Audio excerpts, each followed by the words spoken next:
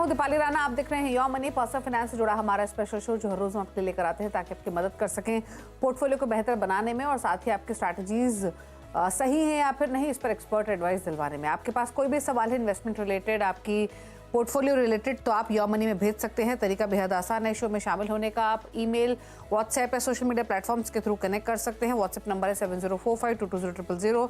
इसके अलावा yourmoney@nw18.com हमारी ईमेल आईडी है। फेसबुक, ट्विटर पर जाइए, #AskAwaz योरमनी लिखकर अपने सवाल आप हमें लिख भेजिए। तो यह है तरीका इस शो में पार्टिसिपेट करने का। इनफैक्ट फेसबुक, ट्विटर के जरिए आप लाइव भी इस शो का हिस्सा आप अपने जो क्वेश्चंस हैं वो लाइव हम तक पहुंचा सकते हैं सोशल मीडिया प्लेटफॉर्म्स के थ्रू। आज आपके सभी क्वेरीज को आंसर करने के लिए एक्सिस सिक्योरिटीज के online business head Sameer Shah मौजूद है। समीर जी नमस्कार, स्वागत है आपका।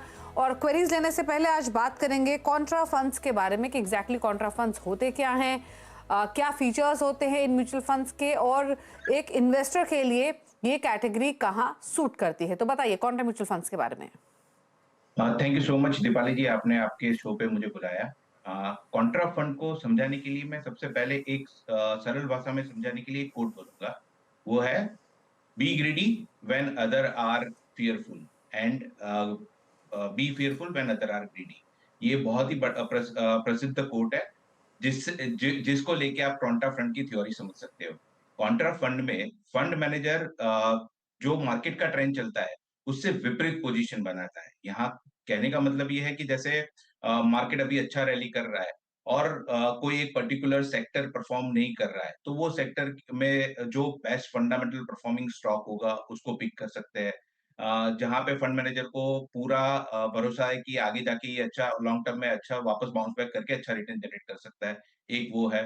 दूसरा जो है वो है कोई पर्टिकुलर सेक्टर बहुत अच्छा रैली कर रहा है बट उसमें कोई पर्टिकुलर स्टॉक परफॉर्म नहीं कर पा रहा है, तो वो अगर फंडामेंटल स्ट्रांग है, उसके बाकी के सारे पैरामीटर्स में सही बैठ रहा है, तो वो स्टॉक में वो लोग निवेश करते हैं। और एक ऐसा भी हो सकता है जब मार्केट बहुत अच्छा रैली कर रहा है और फंड मैनेजर को ऐसा लग रहा है कि यहाँ पे उनको व्यू अगेंस्ट लेना है, तो वो शायद इक्विटी में से निकल के डेट में भी पार्क कर सकते हैं। तो मोटा मोटा मार्केट के ट्रेंड से विपरीत पोजीशन जिसमें लेते हैं वो उसको कॉन्ट्रा बोलते हैं, कॉन्ट्रा थ्योरी बोलते हैं। बेसिकली ये कॉन्ट्रा फंड जो शॉर्ट टर्म इन्वेस्टर है उनके लिए बिल्कुल नहीं है। ये लॉन्ग टर्म जो इन्वेस्ट करना चाहते हैं उनके लिए ही है। दूसरा, ये फंड सुटेबल है जिनकी रिस्क टेकिंग कैपेसिटी बहुत हाई है और जो रिटर्न भी ज्यादा एक्सपेक्ट करते हैं अपने इन्वेस्टमेंट से। ये इन काइंड ऑफ इन्वेस्टर के लिए बहुत सुटेबल है। अब इनका अगर आप देखें इन्वेस्टमेंट का पोर्टफोलियो का व्यू, तो ये लोग लार्ज कैप, मिड कैप और स्मॉल कैप तीन अक्रॉस ऑल कैटेगरी के स्टॉक्स में इन्वेस्ट करते हैं। सो ये है मोटा मोटा कॉन्ट्रा फंड। ओके, चलिए, तो ये आपको बताया गया है कॉन्ट्रा फंड्स के कुछ फीचर्स और साथ ही साथ उनके इम्प्लीकेशंस, साथ ही किस कैटेगरी ऑफ इन्वेस्टर्स या फिर एक पोर्टफोलियो डिवर्सिफिकेशन की जब हम बात करते हैं तो ये कहाँ फिट बैठता है, प्लस जो टैक्सेस की कंडीशन होगी वो सिमिलर रहेगी जैसे बाकी म्यूचुअल फंड्स में रहती है। हाँ दीपाली जी, यहाँ पे जो इक्विटी स्कीम्स में जो हिसाब से टैक्स लगता है, सिमिलर टैक्स इम्प्लीकेट होता है कॉन्ट्रा फंड में। अगर इन्वेस्टर 1 साल से पहले रिडीम करता है तो उसको शॉर्ट टर्म कैपिटल गेन लगता है विच इज 15%। और अगर वो 1 साल के बाद 1 साल इन्वेस्टमेंट के बाद अगर वो रिडीम करता है तो यहाँ पे उसको 10% लगता है, जिसमें अगर वो पर्टिकुलर फाइनेंशियल ईयर में उनको 1 लाख से ज्यादा लॉन्ग टर्म कैपिटल गेन नहीं हुआ है तो वो टैक्स फ्री हो जाएगा। अगर हुआ है तो उसके ऊपर आपको 10% टैक्स पे करना पड़ेगा। ओके, चलिए, तो ये बात हुई कॉन्ट्रा फंड्स की। अब बात करेंगे आपकी क्वेरीज की। पहले कॉलर राजेश खन्ना अमृतसर से हमारे साथ कनेक्टेड भी हैं। राजेश जी नमस्कार, बताइए क्या सवाल है आपका। हाँ जी नमस्कार जी, मेरा सवाल ये था, एक जैसे हाई वैल्यूएशन है अभी स्मॉल कैप और मिड कैप फंड्स में, और उस वजह से एक प्रॉब्लम आ रही है कि एक मुश्किल आ रही है कि या तो हम इसको प्रॉफिट बुक करें या फिर ये स्मॉल मिड कैप फंड से जो राशि है उसको रीएलोकेट करते हुए लार्ज कैप में उसको एलोकेट करें, लार्ज कैप फंड्स में उसको अपने ट्रांसफर कर दें, स्विच कर दें। देन एक मेरा सवाल ये ठीक है है। कि डायरेक्ट स्टॉक्स में निवेश किया जाए, अगर निवेश के लिए जो आप उचित भविष्य है, एक्सपीरियंस्ड इन्वेस्टर है जैसे कोई, या फिर वो म्यूचुअल फंड रूट अपनाए, खास तौर पर अगर सेक्टोरल और थीमेटिक फंड है उसके जरिए। देन एक क्वेश्चन मेरा अगला ये होगा कि अगर जैसे अपने फंड्स हैं, फंड्स के जरिए अपना निवेश होता है, तो क्राइटेरिया क्या होना चाहिए कि फंड चेंज किस समय किया जाए? एक जैसे कोई फंड है, अब जैसे इनफ्लो सभी लार्ज मिड स्मॉल सभी में पैसे बढ़ रहे हैं म्यूचुअल फंड्स में, तो जब फंड बड़ा हो जाता है तो उसकी परफॉर्मेंस में दिक्कत आती है, तो कब फंड चेंज किया जाए? क्या कम पॉपुलर फंड है उसको चुना जा सकता है एक पॉपुलर राजेश फंड जी, की आप बजाय? ऑलरेडी कहीं इन्वेस्ट कर रहे हैं क्या? हाँ जी, मैं इन्वेस्ट कर रहा हूँ। कहाँ इन्वेस्ट कर रहे हैं आप फिलहाल? मेरा PGIM India flexi cap fund में निवेश है 7,000 का per month. Kotak equity Okay. Opportunity में 4,000 per month, SBI small cap में 4,000 Okay. Per month. मेरे असेट इमर्जिंग इक्विटी जो अब large and mid cap fund हो गया है, उसमें 6,000 पर मंथ। नहीं, तो आपने जब अपने सवाल भेजा था तब आपने अपना म्यूचुअल फंड पोर्टफोलियो मेंशन ही नहीं किया था। आपने ये लिखा था कि आप म्यूचुअल फंड पोर्टफोलियो बनाना चाहते हैं अगले 12 सालों के लिए। तो मैं आपके बाकी सवाल समझ चुकी हूँ जो आपने इनिशियली पूछे, उन पर भी राय लेंगे समीर की। लेकिन अगर मैं एग्जिस्टिंग फंड्स की बात करूँ तो आप ऑलरेडी एसआईपी आप कर रहे हैं, इसका मतलब? हाँ जी, बिल्कुल ऐसा कर रहा हूँ, और मेरे को 2.5 करोड़ का मेरा टारगेट है 12 साल में। उसके लिए जो पोर्टफोलियो है वो आपकी अकॉर्डिंग कौन सा सूटेबल होगा वो आप बताएं। ओके, ठीक है। तो आप 2.5 करोड़ का एक पोर्टफोलियो बनाना चाहते हैं 12 साल के हिसाब से। ऑलरेडी आप, तो ठीक है, जो आप पोर्टफोलियो आपने बनाया हुआ है उस पर राय नहीं लेते हैं, उस पर आपको डिटेल्स आप राय नहीं लेना चाहते। लेकिन जो नया पोर्टफोलियो आप क्रिएट करना चाहते हैं उस पर राय ले लेते हैं, प्लस जो आपने इनिशियल सवाल पूछे उस पर राय ले लेते हैं। तो समीर जी, आपने सुना इनका सवाल।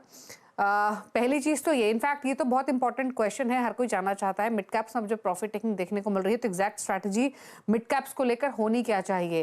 क्या मिड कैप फंड से स्विच करके लार्ज कैप फंड्स की तरफ जाएं या फिर उन्हीं फंड्स में बने रहें? और दूसरा इंपॉर्टेंट सवाल इनका ये कि कितना ऑफन एक इन्वेस्टर को अपने पोर्टफोलियो को रीचेक करके नेसेसरी स्विचिंग करनी चाहिए या फिर नहीं, आइडल स्ट्रैटेजी क्या है? तीसरा सवाल, जैसे इन्होंने मेंशन किया, इनके पास 12 साल का टाइम होराइजन है, 2 करोड़ का टारगेट है, पोर्टफोलियो क्रिएट करे तो कितने अमाउंट के साथ और किन फंड्स के साथ? राजेश जी, आपने बहुत बढ़िया सवाल पूछा है। पहले मैं आपको यहाँ पहला क्वेश्चन है कि स्मॉल कैप और मिड कैप में जो हिसाब से जो हिसाब से फंड फ्लो आ रहा है, वैल्यूएशन काफी हाई हो गया है, तो हमें निवेश करना चाहिए कि नहीं करना चाहिए? और तो यहाँ पे मेरा आपको पहला सजेशन ये है कि आपका रिस्क एपेटाइट क्या है। अगर आपका रिस्क एपेटाइट, सपोज आप मॉडरेट रिस्क टेकर हो, तो आपका पोर्टफोलियो का जो भी इक्विटी में आप पोर्टफोलियो बनाते हो उसमें 75% के करीब आपका इन्वेस्टमेंट ऑलवेज लार्ज कैप में रहना चाहिए।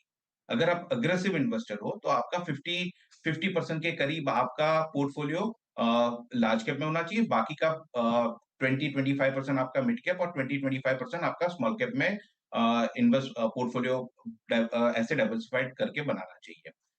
अब जब हम रेगुलर इन्वेस्टमेंट की बात करते हैं तो हमें रेगुलर अपने पोर्टफोलियो को, यानी साल में एक बार एटलीस्ट बैठ के अपने पोर्टफोलियो को केयरफुली एनालिसिस करना चाहिए। अगर आप ये एसेट एलोकेशन थ्योरी से चल रहे हैं तो आप देखोगे कि अगर आप जैसे लार्ज कैप और मिड कैप रैली करते हैं तो आपका प्रोपोर्शन थोड़ा चेंज हो जाएगा। जैसे 50% अगर आपने लार्ज कैप फिक्स किया है वो घट के 40% हो जाएगा या 45% हो जाएगा। तो यहाँ पे वो बेहतरीन अवसर है जिसमें आप मिड कैप और स्मॉल कैप में से थोड़ा फंड विड्रॉ करके लार्ज कैप में डालें। ये इन अ वे प्रॉफिट बुकिंग का एक स्टाइल है, एग्जिट स्ट्रेटेजी है, राइट? दूसरा आपका क्वेश्चन था कि ये सही समय है, तो ज्यादातर निवेशकों में हमने देखा है कि उनके पास एंट्री की स्ट्रेटेजी होती है बट एग्जिट की स्ट्रेटेजी नहीं होती है। अब मिड कैप और स्मॉल कैप ऐसे जैसे मैं I am very bullish about, in fact हमारे एंड से हम सब बुलिश होते हैं मार्केट को लेके। मिड कैप स्मॉल कैप आज की डेट में जो हिसाब से ओवर वैल्यूड हो रहा है, वो हिसाब से रेगुलेटर को भी थोड़ा फोकस आया है और they want some restriction on that. तो हमारा सजेशन ऑलवेज ये रहता है कि अगर आप रिटेल इन्वेस्टर हो, आपका इन्वेस्टमेंट ऑलवेज लार्ज कैप की तरफ थोड़ा झुकाव ज्यादा रहना चाहिए, मिड कैप और स्मॉल कैप में थोड़ा कम रहना चाहिए। अब आपका दूसरा क्वेश्चन था कि फंड एयू कौन से टाइम पे, अगर कोई अच्छा फंड बहुत ज्यादा एयूएम इकट्ठा हो गया है, अब वो टाइम पे वो फंड में से निकल के कोई लेस पॉपुलर फंड में जाना चाहिए कि नहीं जाना चाहिए। ये क्वेश्चन में आपको पहले मैं आपको ये बताता हूँ कि फंड सिलेक्शन का क्राइटेरिया क्या रखना चाहिए। सी, जनरली आप जब फंड सिलेक्शन करने जाते हो तो देयर आर मल्टीपल थिंग्स जो हमें केयरफुली एनालिसिस करनी चाहिए। उसमें से पहला है वो फंड को, जैसे आप कोई अच्छे बड़े फंड से आप जब लेस पॉपुलर फंड में जाओगे तो पहला चीज देखना चाहिए कि वो फंड को कौन मैनेज कर रहा है, यानी फंड मैनेजर कौन है। अब वो फंड मैनेजर ने वो फंड मैनेजर कितने टाइम से वो फंड को मैनेज कर रहा है। दूसरा, वो फंड मैनेजर ने और कौन से फंड मैनेज किए, वहां पे उनका परफॉर्मेंस क्या रहा है, उनका वे ऑफ वर्किंग क्या है, जैसे उनका फिलोसॉफी, इन्वेस्टमेंट फिलोसॉफी क्या है, ज्यादातर बाय एंड होल्ड स्ट्रेटेजी में रखते हैं या अग्रेसिव चर्निंग में बिलीव रखते हैं। ये सारी इंफॉर्मेशन को आपको केयरफुली एनालिसिस करके फंड सिलेक्शन करना चाहिए। उसके अलावा थोड़े रेशियोज जो आपको फैक्ट शीट से मिलते हैं, वो बहुत इंपॉर्टेंट होते हैं एक इन्वेस्टर के लिए फंड को सिलेक्ट करने के लिए। जैसे पहला रेशियो है आपका टर्नओवर रेशियो। अगर टर्नओवर रेशियो कोई पर्टिकुलर स्कीम का ज्यादा है, मतलब फंड मैनेजर यहाँ पे अग्रेसिव स्ट्रेटजी में यानी फ्रिक्वेंटली मूव करता है, और जहां पे टर्नओवर रेशियो लो है, उसका मतलब है फंड मैनेजर का फिलोसॉफी है बाय बाय एंड होल्ड। तो ये आपका एक आपके जो आपका पर्सोना है वो हिसाब से हो रहा है कि नहीं, वो देखना है। फिर दूसरा एक रेशियो होता है, वो है पीई रेशियो, जहां पे अगर हाई पीई रेशियो वाले स्टॉक में आप इन्वेस्ट कर रहे हो, मतलब फंड का पीई रेशियो हाई है, इसका मतलब है फंड मैनेजर ग्रोथ स्ट्रेटेजी में बिलीव रख रहा है और उसका पूरा फिलोसॉफी ग्रोथ वाले स्टॉक्स में ज्यादा रह रहा है। और दूसरा है जहां पे पी रेशियो कम है, वहां पे वो वैल्यू स्टॉक, यानी जो आगे जाके अच्छा रेवेन्यू देने रिटर्न देने वाले हैं, वो वैसे वाले स्टॉक्स में इन्वेस्ट करता है। तो ऐसे थोड़े बेसिक आप अपनी रिसर्च करके फंड को सिलेक्ट करें। अब रही बात फंड, बड़े फंड में से छोटे फंड में जाना चाहिए कि नहीं जाना चाहिए। ऑब्वियसली अगर आपका स्मॉल, जब फंड चेंज करने के दो तीन तरीके आपको देखना चाहिए। पहला, फंड ओवरऑल फंड का रिटर्न जनरेशन 1 साल 3 साल में क्या आ रहा है, क्या वो अपने पीयर ग्रुप से ज्यादा रिटर्न दे जनरेट कर रहा है या कम दे रहा है, कम दे रहा है, अंडर परफॉर्म कर रहा है तो कितना कम अंडर परफॉर्म कर रहा है। वो पर्टिकुलर बेंचमार्क होता है, जैसे अगर आप स्मॉल कैप पकड़ते हो तो स्मॉल कैप का एक बेंचमार्क होता है, उससे वो कितना कम रिटर्न जनरेट कर रहा है। अगर बहुत ही ज्यादा कम जनरेट कर रहा है, तब जाके आपको दो तीन चीजें एस्पेक्ट चेक करनी चाहिए। एक, उसका एयूएम क्या है। दूसरा, फंड मैनेजर कोई चेंज हुआ है, क्या कंपनी की इन्वेस्टमेंट पॉलिसी, सॉरी स्कीम की इन्वेस्टमेंट पॉलिसी में चेंज हुआ है। ये सारी चीजें अगर आपको नेगेटिव लगती है, तभी जाके कोई फंड चेंज करना चाहिए, ना कि उसका एयूएम कितना है वो देख के। अब जैसे कोई पर्टिकुलर स्कीम में, स्मॉल कैप स्कीम है, मैं जहां पे हमने देखा है कि 45,000 करोड़ से ज्यादा एयूएम है, बट उन्होंने अपना वहां पे फंड मैनेजर का, जनरली एक फंड मैनेजर होता है, वो फंड को मैनेज करने के लिए तीन तीन फंड मैनेजर रखे हैं। हर फंड मैनेजर 60 से 70 स्कीम का एवरेज मैनेज करता है। वो देख रहा है कि फंड जैसे कोई भी एक पर्टिकुलर स्टॉक में ज्यादा एक्सपोजर ले रहा है नहीं ले रहा है, सब चीजें अगर प्रॉपरली मेंटेन करके आपके लिए मार्केट अपने बेंचमार्क को बीट करता हुआ रिटर्न दे रहा है, तो आई वुड हम हमारे एंड से हमारा सजेशन ये नहीं रहता है कि आप बड़ा फंड छोड़ के कोई छोटे फंड में जाओ। फिर आपका एक तीसरा सवाल था, वो था कि डायरेक्ट इक्विटी में इन्वेस्ट करना चाहिए या म्यूचुअल फंड में, सेक्टोरियल फंड में इन्वेस्ट करना चाहिए। अब हम ऑलवेज रिटेल निवेशकों को हमारे एक सलाह रहती है कि डायरेक्ट इक्विटी में जब आप इन्वेस्ट करते हो तो तीन चीजें आपके अंदर होनी चाहिए। पहला, डिसिप्लिन, इन्वेस्टमेंट का डिसिप्लिन होना चाहिए। डिसिप्लिन का मतलब है, जैसे आप सिस्टमेटिकली हर महीने 5,000 रुपए का एसआईपी म्यूचुअल फंड में कर रहे हो, तो आपको पता नहीं होता, आपके बैंक अकाउंट से डेबिट होता है, पर्टिकुलर डे पे वो इन्वेस्ट हो जाता है। स्टॉक मार्केट में जब आप पर्टिकुलर कोई स्टॉक सिलेक्ट करते हो जिसमें आपको हर महीने 5,000 का एसआईपी करना करना होता है, यहाँ पे हमने बहुत बार देखा है, अगर स्टॉक आपने कोई सपोज 2000 रुपीज से स्टार्ट किया है, वो बढ़ते बढ़ते 2500 रुपीज हो गया, तो हमने देखा है कि कस्टमर ज्यादातर बोल रहे इतना भाव बढ़ गया है, अभी मुझे इन्वेस्ट नहीं करना, मैं दूसरा कोई स्टॉक पे एसआईपी स्टार्ट करता हूँ। ये डिसिप्लिन आपकी फंडामेंटल चीज को थोड़ा हिला देता है आपके गोल सेटिंग को लेके। फिर दूसरा, रिसर्च करना बहुत जरूरी है। अगर आप किसी की सुनी जी। सुनाई बातों पे अगर आप इन्वेस्टमेंट करना चाहते हो, तो हमारा सजेशन रहता है वैसा नहीं करना चाहिए। आप खुद रिसर्च कर सकते हो। ओके। रिसर्च में भी 2 टाइप के रिसर्च होते हैं। एक होता है टेक्निकल रिसर्च, जिसके लिए आपको आपका टेक्निकल चार्ट रीड करने का नॉलेज होना चाहिए। अगर आपके पास वो है, तब जाके आप टेक्निकल में आप एंट्री और एग्जिट लेवल मिलते हैं, वो वैसे कर सकते हो। ओके। और फंडामेंटल रिसर्च ओके। है। ओके। जी। ओके।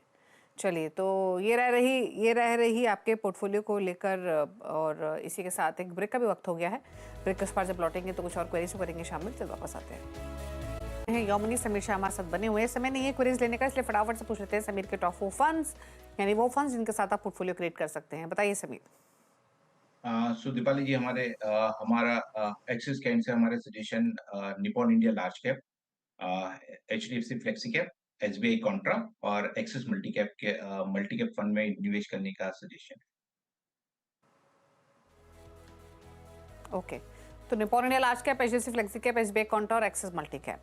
चलिए, शुक्रिया समीर शो में आने के लिए और सभी क्वेरीज को आंसर करने के लिए। Thank you. इसी के साथ एक ब्रेक के उस पार भी खबरें जारी हैं। आप देखते रहिए CNBC आवाज। नमस्कार।